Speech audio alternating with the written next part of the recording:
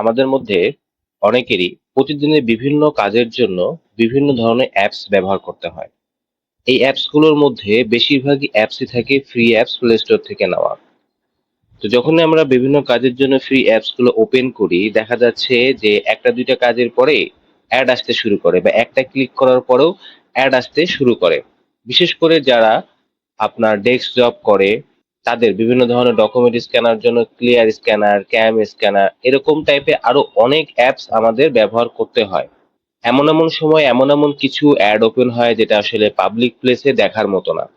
তো আমরা খুব সহজেই চাইলে এই ধরনের অ্যাপস গুলো থেকে মুক্ত হতে পারি।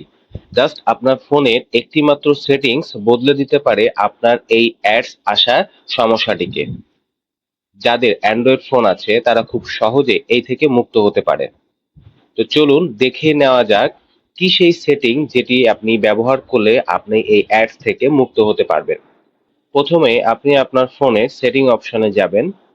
সেটিং অপশনে যাওয়ার পরে আপনার এই যে মোর কানেক্টিভিটি অপশনস, এই মোর কানেক্টিভিটি অপশনসে আপনি ক্লিক করবেন। ক্লিক করার পরে দেখেন এই যে প্রাইভেট ডিএনএস যে অপশনটা আছে, প্রাইভেট ডিএনএস এ আপনি ক্লিক করবেন। এইটা আপনাদের অফ করা থাকবে। এটা আপনাদের অফ করা থাকবে যার কারণে আপনাদের অ্যাডটা শো করে। আপনি যেটা করবেন যে private DNS provider host name এইখানে ক্লিক করে কাস্টম নেমে আপনি লিখে দিবেন dns.adguard.com দিয়ে আপনি এটাকে সেভ করে দিবেন। এরপর আপনি ২-১ মিনিট পরে আপনার অ্যাপস ব্যবহার করেন। প্রথমে ১-২ বার অ্যাড আসতে পারে, বাট এরপর থেকে আর কোনো ধরনের অ্যাপস ইউজ করার সময় আর আসবে না। মানে আপনি যতবারই অ্যাপস ব্যবহার করেন স্মুথলি ব্যবহার করতে পারবেন, কোনো ধরনের অ্যাডস আর আপনার মোবাইলে শো করবে না। তো এই সেটিংসটি এখনই আপনার ফোনে করে নিন।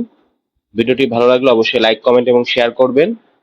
দেখা হবে পরের ভিডিওতে। সবাই ভালো থাকবেন।